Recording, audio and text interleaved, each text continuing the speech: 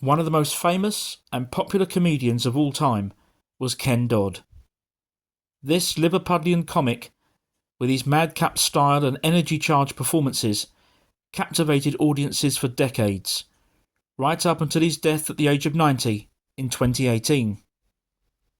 Whilst he will undoubtedly continue to influence comedians for many years to come, Dodd was himself, of course, influenced by other comedians when he was starting out. Among those whom he named specifically was Billy Matchett.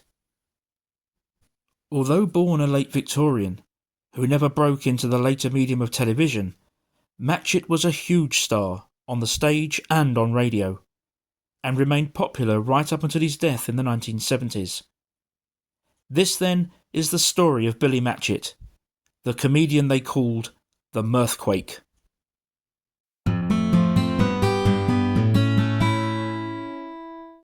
In March of 2025, I posted this video onto my channel, telling the story of two actresses from the golden age of Hollywood.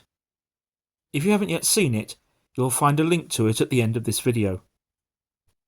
After having watched the video, Joan, who's one of my most supportive subscribers and has been with the channel since its very early days, told me that she is related to Billy Matchett.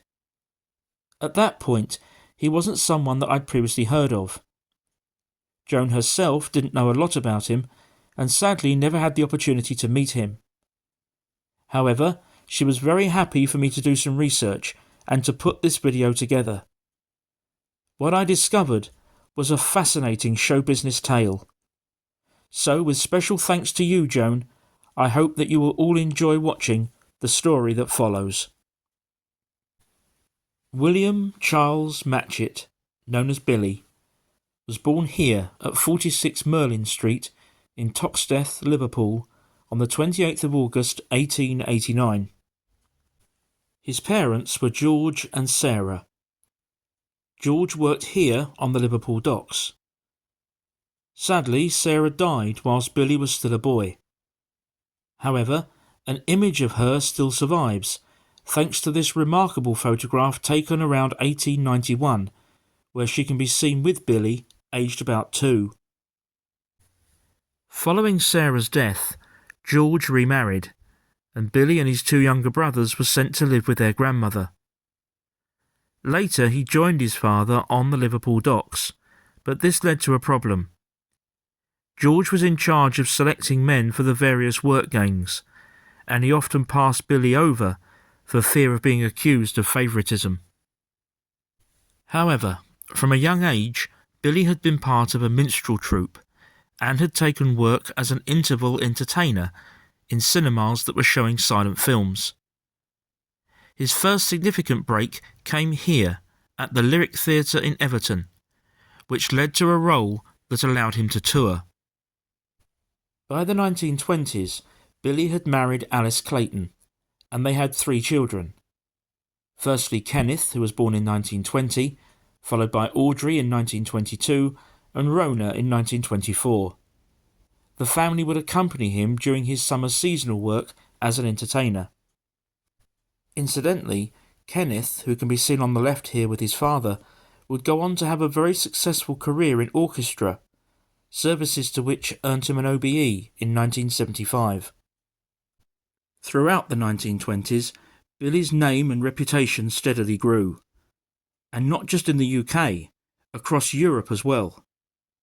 In this photograph, we see him standing under a huge banner bearing his name, outside a venue where he's performing. Yet incredibly, this is Germany, in 1924, just 6 years after the end of World War I. 1927 found him making his London West End debut, at the Alhambra in Leicester Square. There he was appearing as the lead comedian, alongside the famous music hall star Florrie Ford, in her show The Mirthquake. Billy thought this was the perfect name for a comedian, so he adopted it and used the title throughout the rest of his career. Billy Matchett's fame continued to reach new heights throughout the 1920s, 30s and 40s, helped in part by a growing loyal fan base, but also by the remarkable diversity of his talent.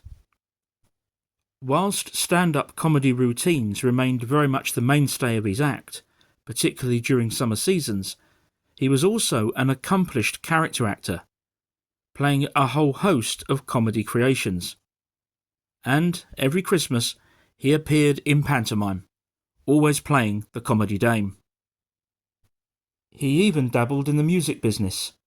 In the 1920s, on the back of the rising popularity of Wrigley's chewing gum, the comedy song "Does the Spearmint Lose Its Flavour on the Bedpost Overnight" was written.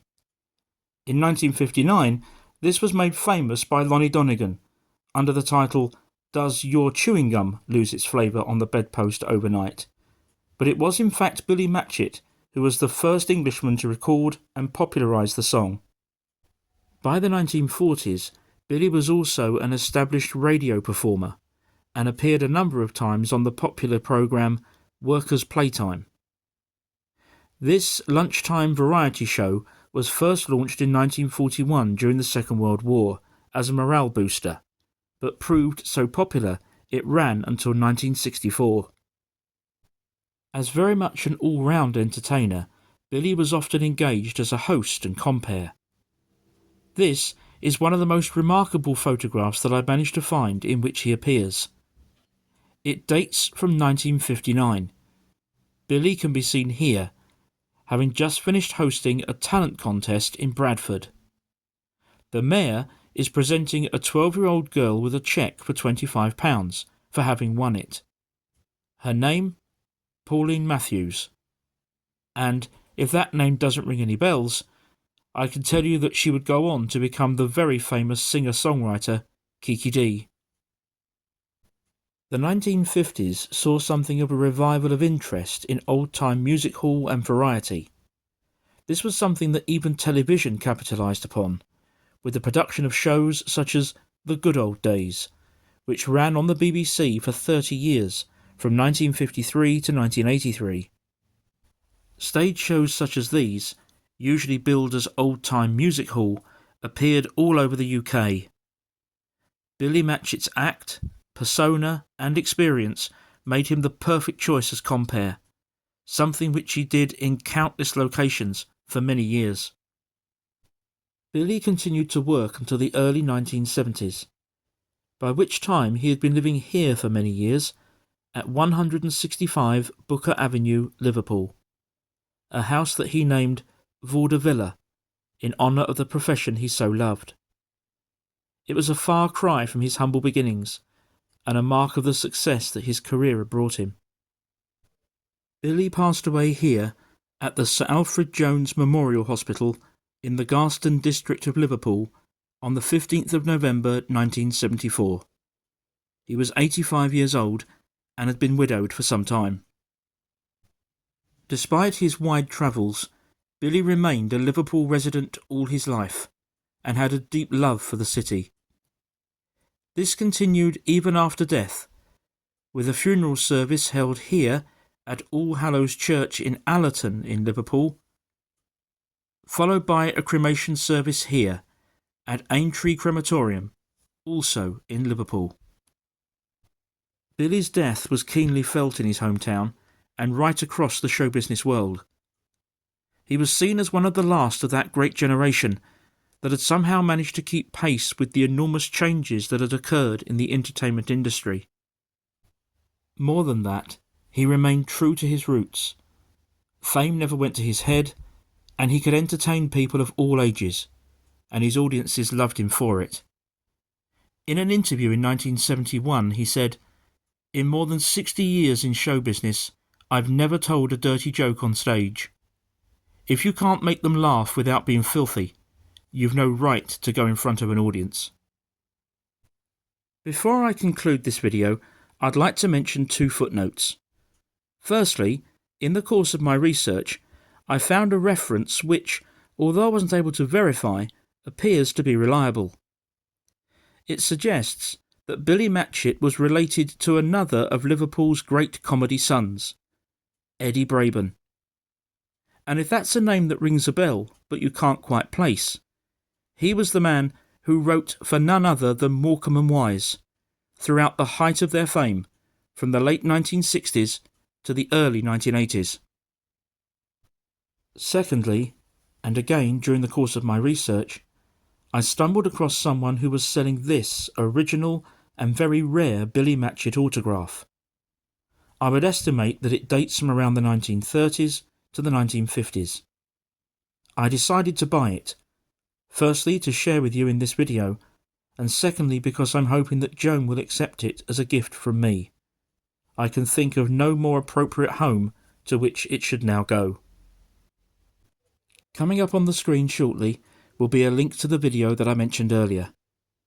I hope you've enjoyed this story of the life and career of Billy the Mirthquake Matchett. Thank you very much indeed for watching, and I'll see you again next time.